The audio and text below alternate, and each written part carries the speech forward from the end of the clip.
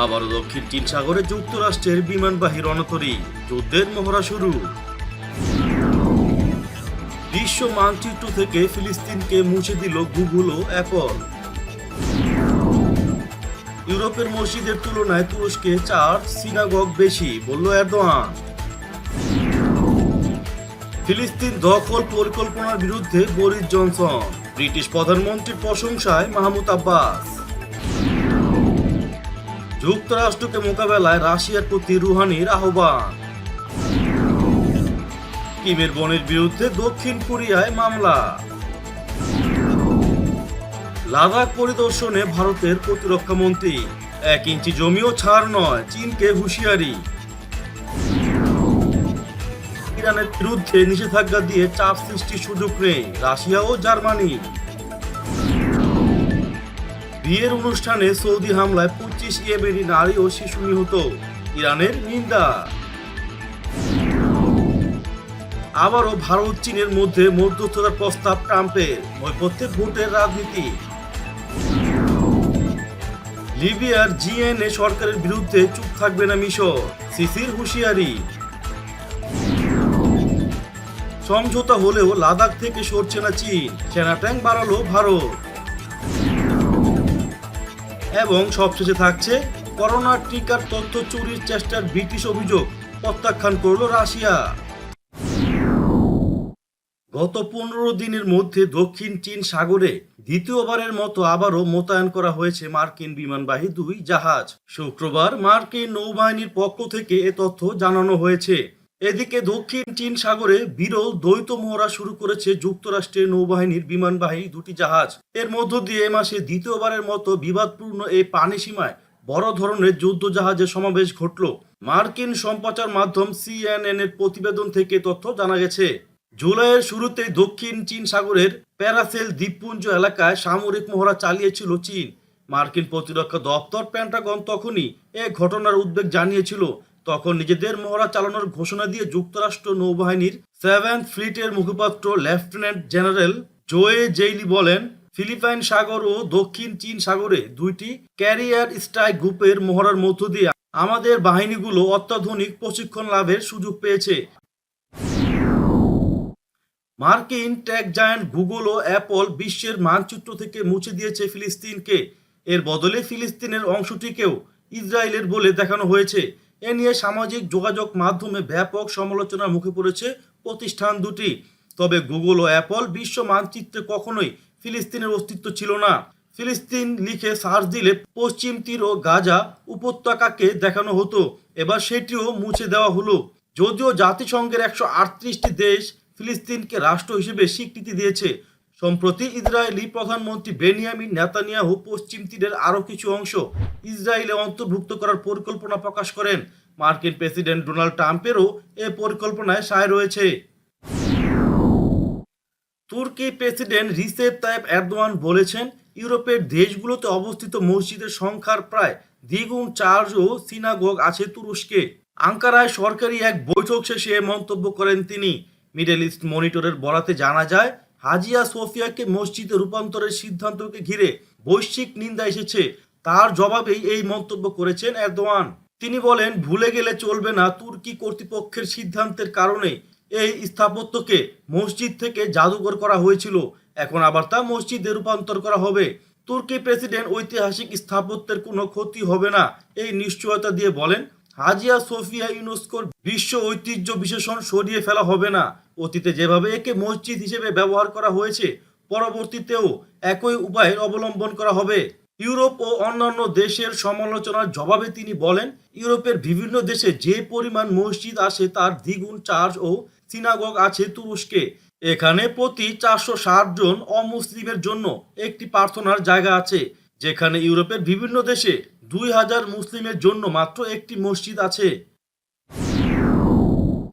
পশ্চিম তীর ও Jordan valley দখল করায় ইসরায়েলি পরিকল্পনার বিরুদ্ধে অবস্থান নিয়েছে ব্রিটিশ প্রধানমন্ত্রী বরিস জনসন। ফিলিস্তিন প্রেসিডেন্ট মাহমুদ আব্বাসের সঙ্গে এক ফোনালাপে একথা জানিয়েছেন তিনি। মিডল ইস্ট মনিটরের বরাতে জানা যায়, ফোনালাপে বরিস জনসন নিশ্চিত করেছেন যে তিনি পশ্চিম তীরে 2 রাষ্ট্রনীতির বাস্তবায়ন চান। তিনি মনে করেন এই একটি উপায়েই এই অঞ্চলে শান্তি স্থায়ী করা সম্ভব। প্রেসিডেন্ট মাহমুদ আব্বাসও ব্রিটিশ প্রধানমন্ত্রীর এই সমর্থনের প্রশংসা করেছেন। ফোনালাপে আব্বাস বলেন, যদি ইসরায়েলি কর্তৃপক্ষ দখল পরিকল্পনা প্রত্যাখ্যান করে তাহলে আমরা অন্যান্য রাষ্ট্রকে নিয়ে তাদের সঙ্গে আলোচনা করতে প্রস্তুত আছি। রুশ প্রেসিডেন্ট ভ্লাদিমির পুতিনের সঙ্গে ফোনালাপ করেছেন ইরানের প্রেসিডেন্ট হাসান রুহানি। এতে তিনি বিশ্বে যুক্তরাষ্ট্রের একাধিপত্যের অবসান ঘটাতে রুশ প্রেসিডেন্টের প্রতি আহ্বান জানান। একই সঙ্গে ইরান পরমাণু চুক্তি রক্ষারও আহ্বান জানান রুহানি। গত বৃহস্পতিবার তিনি প্রেসিডেন্ট পুতিনকে ফোন করেন। এ সময় দুই নেতা আন্তর্জাতিক ঘটনাবলী ও দুই দেশের মধ্যকার নানা ইস্যু নিয়ে আলোচনা করেন। এর মধ্যেই আন্তর্জাতিক অঙ্গনে মার্কিন যুক্তরাষ্ট্রের একাধিপত্যের বিষয়টি উঠে আসে। এ প্রসঙ্গে রুহানি রুশ প্রেসিডেন্টকে যুক্তরাষ্ট্রকে মোকাবেলার আহ্বান জানান। তিনি বলেন, যুক্তরাষ্ট্র ইরানের বিরুদ্ধে অস্ত্র নিষেধাজ্ঞার মেয়াদ বাড়ানোর চেষ্টা চালিয়ে যাচ্ছে। এ বিষয়ে রাশিয়াকে যথাযথ পদক্ষেপ নিতে অনুরোধ করেন রুহানি।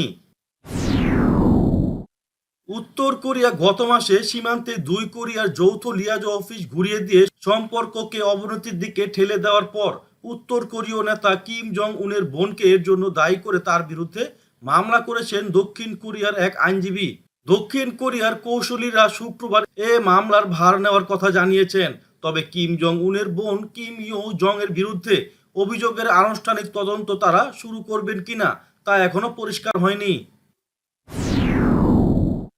পূর্ব লাদাখের গালওয়ান উপত্যকায় ভারত চীন সীমান্ত উত্তেজনার মধ্যেই সেখানে গেলেন ভারতের প্রতিরক্ষা মন্ত্রী রাজনাথ সিং। চীন তাদের সেনা সরাতে রাজি হওয়ার পর প্রকৃত নিয়ন্ত্রণ রেখায় পরিস্থিতি খতিয়ে দেখতে শুক্রবার সকালে লাদাখে পৌঁছান তিনি। এ সময় এক বক্তৃতায় তিনি বলেন, প্রতিপক্ষ যতই শক্তিশালী হোক না কেন ভারতের 1 ইঞ্চি জমিও কেউ কেড়ে নিতে পারবে না। লাদাখ সীমান্তে চীনের সঙ্গে সংঘাত নিয়ে এবার এমন বার্তা দিলেন ভারতের প্রতিরক্ষা মন্ত্রী রাজনাথ সিং। 2 দিনের সফরে লাদাখ ও জম্মু কাশ্মীর গেছেন তিনি। শুক্রবার সফরের প্রথম দিনে লেহ পৌঁছান তিনি। সেখানে ভারতীয় সেনাদের উদ্দেশ্যে ভাষণ দেওয়ার সময় এভাবে চীনকে কড়া বার্তা দেন। রাশিয়ার প্রেসিডেন্ট ভ্লাদিমির পুতিন ও জার্মান চ্যান্সেলর অ্যাঙ্গেলা ম্যার্কেল বলেছেন, নিষেধাজ্ঞা আরোপ করে ইসলামী প্রজাতন্ত্র ইরানের উপর চাপ সৃষ্টির কোনো সুযোগ নেই। গত বুধবার মার্কেল ও পুতিন ফোনালাপের সময় একথা বলেছেন। যখন 2015 সালে সই হওয়া পরমাণু সমঝোতা বানচাল করার জন্য আমেরিকা উঠে পড়ে চেষ্টা চালাচ্ছে, তখন এই সমঝোতায় সই করা 2 গুরুত্বপূর্ণ দেশ একথা বলল। ক্রেমলিনের বরাত দিয়ে রুশ বার্তা সংস্থা স্পুতনিক জানিয়েছে, ফোনালাপে প্রেসিডেন্ট পুতিন ইরান বিরোধী মার্কিন নিষেধাজ্ঞা ব্যর্থ করে দেওয়ার উপর গুরুত্ব আরোপ করেন। ইয়েমেনের আল জাউফ এলাকায় বিয়ের অনুষ্ঠানে সৌদি জোটের বোমা হামলায় অন্তত 25 জন নিরপরাধ নারী ও শিশু নিহত হয়েছে। ইসলামী প্রজাতন্ত্র ইরান এ হত্যাকাণ্ডের তীব্র নিন্দা জানিয়ে বলেছে, আন্তর্জাতিক সমাজের নীরবতার সুযোগে সৌদি আরবের নেতৃত্বে ইয়েমেনে যুদ্ধ অপরাধ চলছে। পররাষ্ট্র মন্ত্রণালয়ের মুখপাত্র সৈয়দ আব্বাস মুসাভি ইয়েমেনিদের জীবন রক্ষায় এগিয়ে আসতে আন্তর্জাতিক সংস্থাগুলোর প্রতি আহ্বান জানিয়েছেন। ভারত এবং চীনের মধ্যে মধ্যস্থতা করতে আবারও আগ্রহ প্রকাশ করলেন মার্কিন প্রেসিডেন্ট ডোনাল্ড ট্রাম্প। 2 প্রতিবেশী দেশের মধ্যে শান্তি ফেরাতে তিনি সবকিছু করতে রাজি। বৃহস্পতিবার এক বিবৃতিতে এই তথ্য জানিয়েছেন হোয়াইট হাউসে ট্রাম্পের মুখপাত্র। এর আগেও একবার মধ্যস্থতার প্রস্তাব দিয়েছিলেন তিনি, তবে চীন ভারত 2 দেশই তার এই প্রস্তাব প্রত্যাখ্যান করে। লিবিয়া ইস্যুতে মিশর চুপ করে বসে থাকবে না বলে হুমকি দিয়েছে মিশরের president Abdel Fattah al CC. তিনি রাজধানী কায়রোতে লিবিয়ার উপজাতি নেতাদের সঙ্গে বৈঠক করে এই হুঁশিয়ারি দিয়েছেন। তবে লিবিয়ার আন্তর্জাতিক স্বীকৃত সরকার মনে করছে উপজাতি গোষ্ঠীগুলোকে অস্ত্র ও প্রশিক্ষণ দিয়ে তাদের বিপাকে ফেলতে চাইছে মিশর। এ খবর দিয়েছে কাতার ভিত্তিক গণমাধ্যম আল জাজিরা। গত বৃহস্পতিবার লিবিয়ার বেনগাজি শহরের উপজাতি নেতাদের সঙ্গে বৈঠকে বসেন প্রেসিডেন্ট সিসি। এ সময় সেখান থেকে লিবিয়ার সরকারের কার্যক্রমের বিরুদ্ধে হুঁশিয়ারি উচ্চারণ করেন তারা। সিসি বলেন, শুধু মিশর নয়, লিবিয়ার মধ্যেও কোনো নিরাপত্তা ঝুঁকি সৃষ্টি হলে চুপ করে বসে থাকবে না মিশর। তবে মিশরের এই হুমকি নিন্দা জানিয়েছে লিবিয়ার জিএনএ সরকার। এর পররাষ্ট্র মন্ত্রণালয়ের মুখপাত্র এক বিবৃতিতে সিসির এমন মন্তব্যকে লিবিয়ার অভ্যন্তরীণ ইস্যুতে হস্তক্ষেপ হিসেবে উল্লেখ করেন।